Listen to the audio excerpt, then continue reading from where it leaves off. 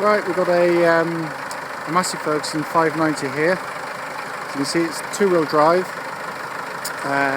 This is the later red cab version, so it's got two doors. Also makes for easy access on both sides. This is actually a Coventry-built tractor, and it's got the 12-speed multi-power gearbox, which is all in perfect working order. Tractors within the last 50 hours or so had a brand new clutch fitted to it, so it's a job that doesn't need doing in the future for a long time. The clutch, brakes, engine, which has done 7,600 hours, all absolutely spot on. The tractor drives really nicely. The topper on the back here you see is just for demonstration purposes, so you'll have to ignore that completely.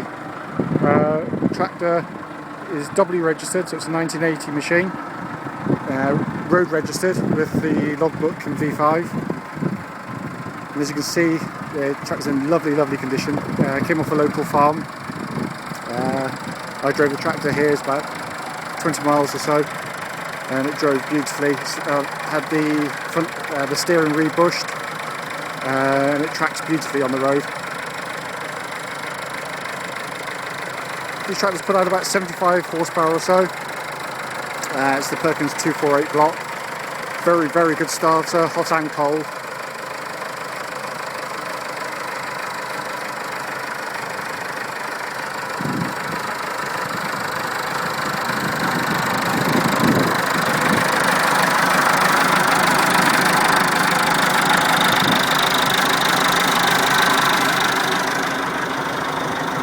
The independent PTO on this machine, and the selector valve for the linkage there. As you can see inside the cab, all the cladding here, a little bit of tape there, but given this tractor's 30 odd years old, that's the original cladding that was in the tractor.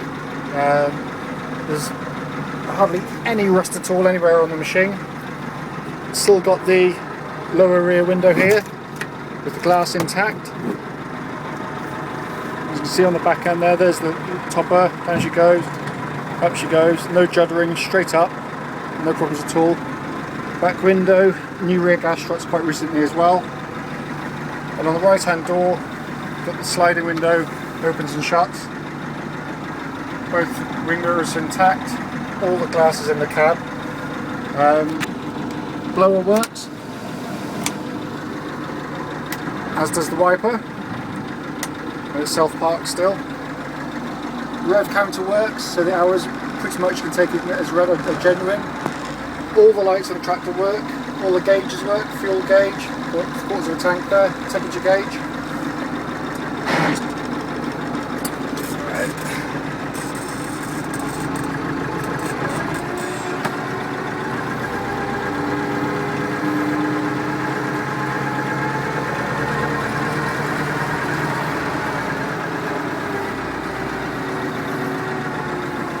Being the later machine, it gets the smaller diameter steering wheel as well, because the early 500s had enormous steering wheels, which made getting in and out of the cab just a snaggy and ease. So this one's got the later one, which is a lot nicer to use. The steering's nice and light, so obviously it's got the hydrostatic power steering on it.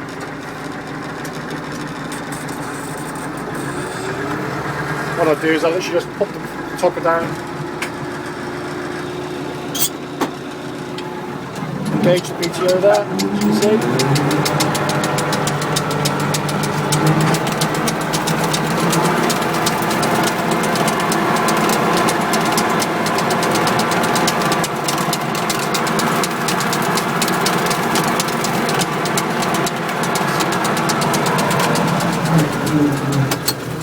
PTO engages and disengages perfectly.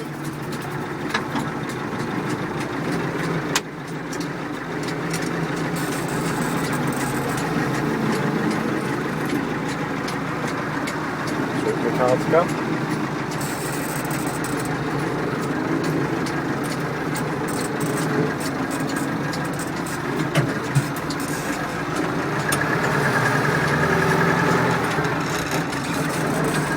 The multi-power works absolutely spot on. See there, give it a flick, and up she goes. Engages and disengages absolutely as they should. lovely feature. Just obviously it's a splitter, so you don't have to dump the clutch if you're going up a bit of an incline. As I said, this tractor's had the steering pushed. A lot of the 500 series wander over the road if the steering is not kept on top of, but this one drives bullet straight. It's a very, very well looked after tractor, actually, to be fair to it. You know, it's got a ton of life left into it, whether it be over here or overseas. They're fetching huge amounts of money currently. Good ones, especially the two-door red cab versions like this.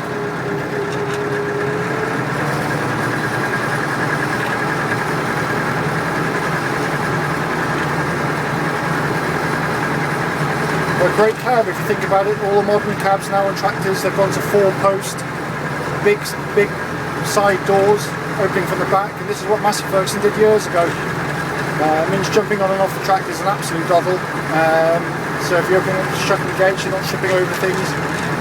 The early John Deeres and Fords were a bit of a nightmare to get in and out of. But this is a lovely cab, excellent visibility. As you can see here, you get a really good view all around with your hedge cutting, baling, loader work.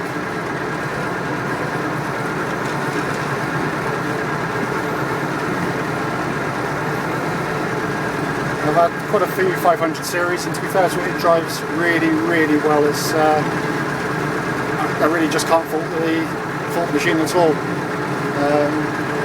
Notwithstanding the tractor, as I say, nearly 30 years old or so, and it drives as well as some of the more modern stuff.